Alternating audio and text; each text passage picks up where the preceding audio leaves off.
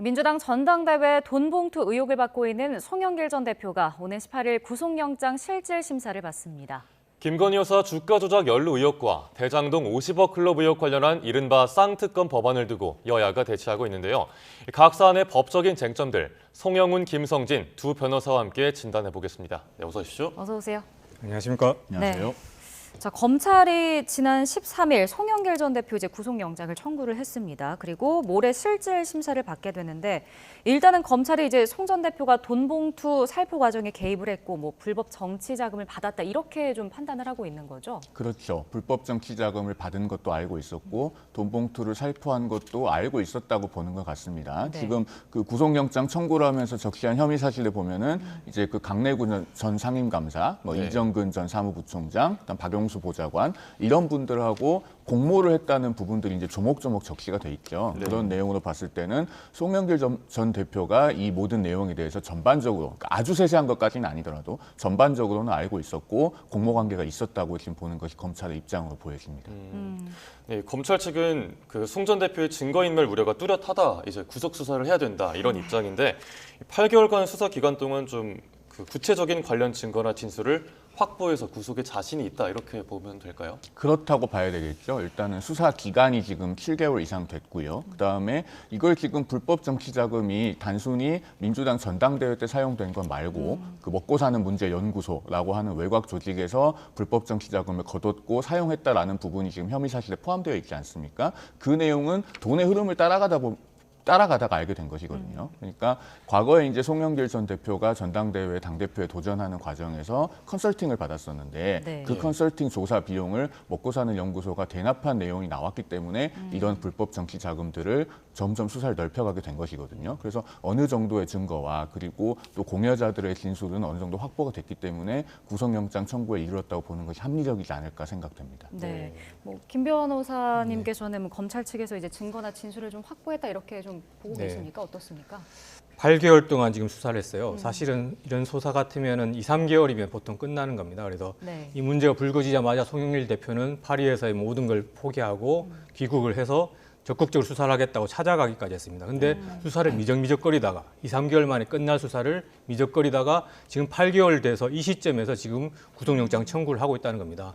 저는 구속영장 청구를 왜 이 시점에 하느냐에 대해서 주목을 해야 되는데 네. 지금 이제 총선이 이제 코앞이고 지금 시점에서 김건희 여사 특검법 등이 이제 곧 의결될 겁니다. 그러면은 전국이 이제 윤석열 대통령 쪽에 불리한 방향으로 흘러갈 수밖에 없는 상황이죠. 그런 이제 이 전국에 대한 불리한 전국에 대한 물타기로 이제 구속영장을 청구하는 이런 이제 묵혀뒀다가 8개월 만에 구속영장을 청구하는 이런 이제 정치 수사의 어떤 형태를 보이고 있다는 점에서 비판할 수 있다고 보고요. 지금 혐의 사실을 몇 가지 얘기를 하고 있는데요. 네. 이 모든 것에 대해서 지금 송영길 전 대표는 그런 사실이 없다 부정하고 있습니다. 그래서 과연 이 사실이 혐의 사실로 이제 입증될 수 있는 것인지 소명될 수 있을 것인지 쟁점이고요. 그런 부분들이 이제 처음에는 이제 돈봉투 의혹, 정치자금 정당법 위반 문제로 시작됐는데 그 수사를 하다가 이제 별건으로 갔습니다. 네. 그래서 지금 이제 먹고 사는 문제 연구소 후원금이 이제 정치자금이라고 하고 그 후원금을 또 뒤지다 보니까 또 뇌물이죠 4천만 원이라고 하면서 별건으로 가고 있는 수사 자체에 대해서 문제가 있다라고 보고 그 수사의 결과가 과연 소명된 것인가에 대해서 이제 아마 계속적인 판단이 필요한 부분이라고 봅니다. 네. 예, 방금 말씀해 주신 것처럼 송영길 전 대표는 그 자신과 관련된 모든 혐의를 부인하고 있는데 입장 직접 듣고 오겠습니다. 2천만 원씩 두 번 먹사인에 후원금을 냈다는데 제가 그걸 넣었는지 알지를 못했어요. 이번 사건이 되고 나서 알게 된 것입니다. 내가 알지도 못하는 게 무슨 삼자 뇌물죄입니까? 네, 송 전 대표는 후원금 사실을 내가 알지도 못했다. 그리고 검찰 수사가 과도하다 이런 입장인데 지난 검찰 조사 과정에서는 묵비권을 행사를 했었고 네, 그래서 법원에서 소명을 해서 재판부의 판단을 받겠다는 입장인 거죠. 네, 그렇습니다. 이 정치 검찰이 과도한 수사, 저인망식 수사하는 것에 대해서 이제 항의 차원에서 묵비권을 행사한 것을 보이고요. 이제 이번에 구속영장 관련해서는 이제 당연히 적극적으로 소명할 것인데요. 지금 정치 검찰의 행태를 보면은 헌법상의 정치적 중립 의무를 명백히 위반한 것이라고 보여집니다. 지금 다들 아시겠지만은 윤석열 대통령의 이 측근들이나 김건희 여사에 대해서는 사실상 수사를 하는 듯 마는 듯하고 결과적으로 지금 문제되고 있는 김건희 여사의 도이치모터스 주가 조작 사건 특검법 같은 것들은 검찰이 수사를 안 하기 때문에 새롭게 만들어진 것이거든요. 그리고 그런 반면에 이재명 대표에 대해서는 400회에 걸친 압수수색, 그리고 김혜경 여사에 대해서는 129번의 압수수색. 그런 반면에 이 김건희 여사에 대해서는 압수수색이 전혀 없고 소환 조사도 없었다. 네. 이것을 보면 누가 봐도 초등학생이 봐도 이 수사가 공정하냐에 물어보면은 이거는 불공정하다라고 할 것이고 그런 측면에서 지금 검찰의 수사는 불공정한 수사다. 정치 편향적인 수사다, 조작 수사다 이런 얘기까지 할 수 있는 것 같습니다. 네, 일단 이제 송 전 대표는 이제 구속영장을 기각시킬 자신이 있다 이렇게 밝히고 있고 검찰 쪽에서는 영장 발부를 또 확신하고 있잖아요. 그럼 구속영장 청구와 기각을 가를 뭐 쟁점은 저희가 뭘로 봐야 될까요?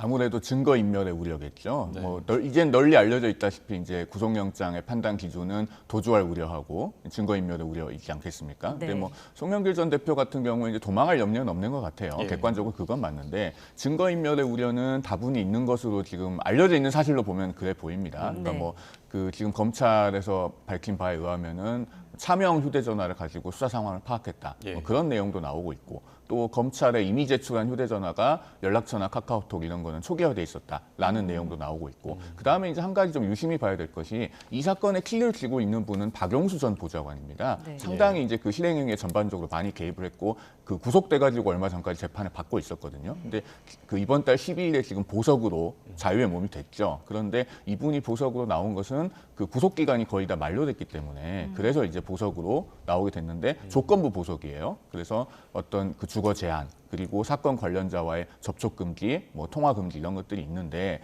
현실적으로는 법원도 이런 그 보석의 준수 조건이 잘 이행되지 않을 수도 있다는 우려는 가지고 있습니다. 예전에 뭐 김봉현 스타모빌리티 회장 같은 경우에 보석 중이었는데 심지어 전자팔찌 끊고 도주도 하지 않았습니까? 그래서 박용수 보좌관이 현재 이제 출소한 상태에서는 얼마든지 또 증거인멸인 어떤 회유의 시도가 있을 수 있기 때문에 그런 부분을 검찰이 많이 부각을 할 것이고 여기에 대해서도 아마 송영길 전 대표 쪽은 좀 많은 대비가 있어야 되지 않을까 하는 생각이 듭니다.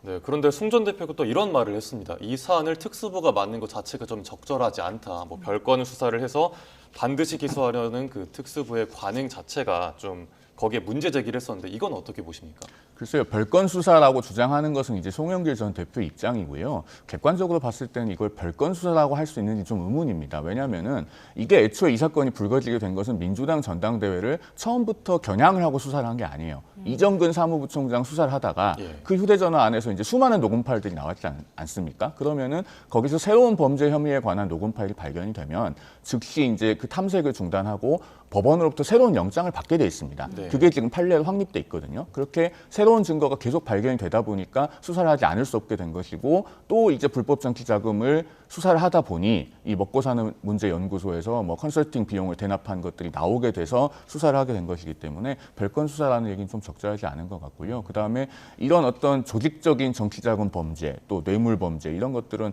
반부패 수사부에 수사를 해야 지금 어디 수사하겠습니까? 뭐 특수부가 수사하는 것이 온당치 않다 이런 거는 뭐 송영길 대표의 주장일 뿐이라고 저는 그렇게 생각합니다. 네. 사실 이번에 이제 또 피의자 신문을 서울중앙지법 유창훈 영장 전담 판사가 맡았습니다. 사실 지난 9월에 민주당 이재명 대표의 영장을 기각을 하기도 했었고 송 전 대표 구속영장에서는 어떤 결과가 나올 것으로 좀 김 변호사님 저는 뭐 재판부와는 상관없이 이 사건의 실체 자체가 이 범죄 혐의가 제대로 소명이 돼야 되는데 예. 정말 이 송영길 전 대표님께서 이 범죄 사실을 모두 부인하고 있는 상태에서 네. 범죄 사실 소명이 제대로 됐는지 여부에 대해서 이제 검찰의 준비가 어떻게 됐는지 확인이 돼야 될 것 같고요. 무엇보다 구속영장이 인용되기 위해서는 이 증거인멸 염려가 있어야 되는데요. 지금 송영길 전 대표에 대해서 압수수색만 벌써 100차례 했습니다. 그렇게 했으면 증거란 증거는 다 끌어모았다는 얘기고 네. 그렇다면 더 남은 증거, 인멸할 증거가 없다는 것이죠. 그리고 추가적으로 이 검찰 수사가 제대로 안 되었다는 것을 얘기하는 것밖에 안 된다. 증거인멸 염려가 있다는 것은. 그래서 스스로 논리가 지금 맞지 않다고 보여집니다. 그래서 이 부분 구속 사유라는 논리, 이 법리에 비춰봤을 때 이 사건 구속영장은 인용될 수가 없다. 된다라고 보여지고 인용돼서도 안 된다는 입장입니다. 네. 네.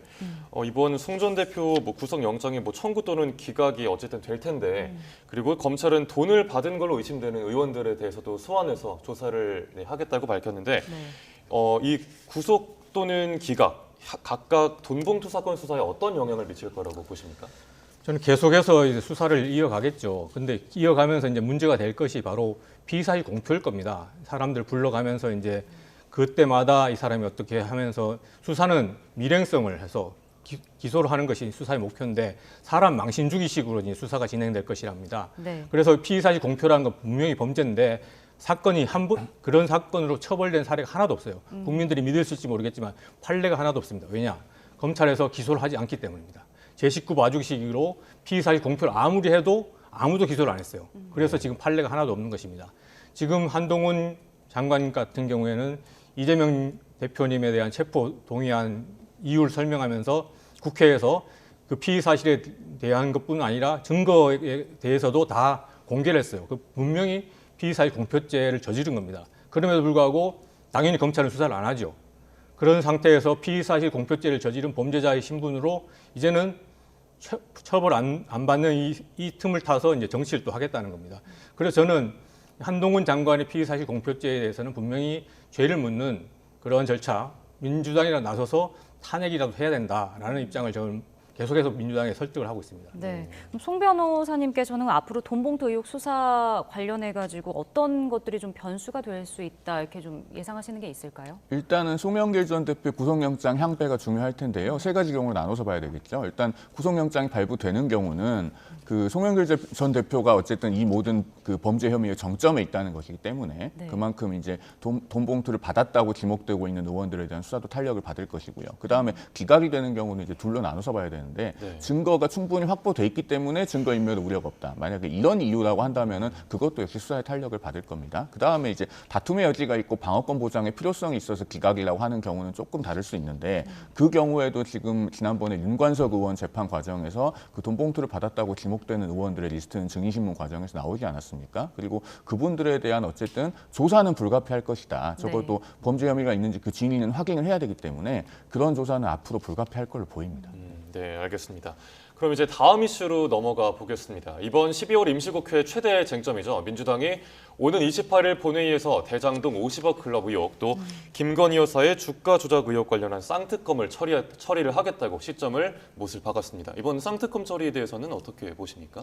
그 이제 쌍특검이라는 용어를 쓰고 있지만은 사실 이제 대장동 50억 클럽이 쟁점인 것이 아니고 민주당이 정말로 원하는 것은 이제 김건희 여사 관련 그 주가 조작 특검법을 하고 싶은 거겠죠. 그런데 저는 이 문제는 좀 역시 둘로 나눠서 말씀드리고 싶습니다. 일단 민주당의 말씀을 드리고 싶은 거는 이 문제를 정쟁으로 활용할 의도가 아니라면, 특히 이제 총선용으로 계속 어떤 그 김건희 여사가 조사를 받고 뭔가 불법적인 일을 저지른 것과 같은 인상을 주기 위한 것이 아니라면 네. 이 특검은 한다고 하더라도 총선 이후로 미루는 것이 맞습니다. 왜 이렇게 얘기를 하는고 하니 사실 그 김건희 여사의 주가 조작 의혹은 2020년경부터 계속 수사가 된 것이거든요. 당시에 이제 문재인 정부의 비라성 같은 검사들이 투입돼서 조사를 했는데 의혹을 밝혀낸 게 없고 뭐 기소된 것도 없습니다. 그런 점에서 이것을 총선용으로 활용하려는 것이 아닌가라는 의구심을 민주당 스스로 불식시켜야 된다고 봅니다. 그다음에 뭐 거부권 얘기도 나오겠습니다만은 만약에 이것이 민주당이 의석수로 가결한다면은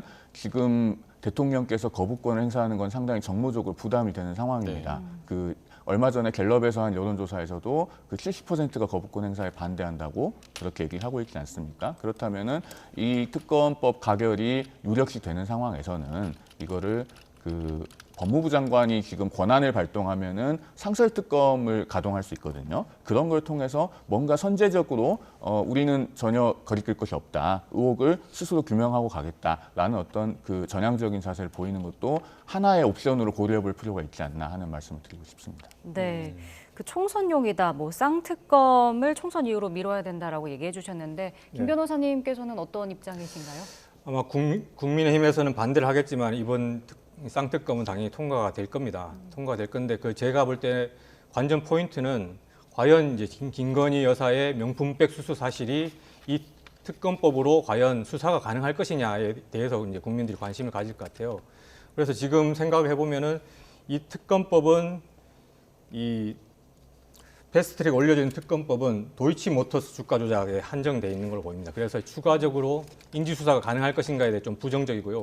그래서 좀 생각해 보면은 별도로 특검법안을 만들어야 된다. 김건희 특검법안을 만들어서 진행해야 된다고밖에 볼 수 없다 하는 상황이고, 그래서 그렇게 해야지 국민들이 지금 의혹을 제기하고 있는 김건희 여사의 명품백이 과연 뇌물인지 여부에 대해서 제대로 된 수사가 가능하다고 보여집니다. 지금 한동훈 장관 같으면은 아예 그냥 모르쇠로 일관하고 있거든요. 그래서 검찰에서 수사하는 척 하겠지만은 그 수사가 아마 청탁금지법 위반 정도로 한정될 것 같습니다. 그래서 그때 당시에 물건 자체가 뇌물인지, 그리고 그 최재형 목사가 나오면서 목격했던 수많은 여러 명의 사람들이 명품을 들고 기다리고 있는 그 장면, 그것들이 과연 또 뇌물인지에 대해서 적극적인 수사가 필요한데 지금 검찰이 그런 수사를 할 것 같지는 않고, 그런 측면에서 특검법이 지금 필요하다라는 입장인 것이죠. 네.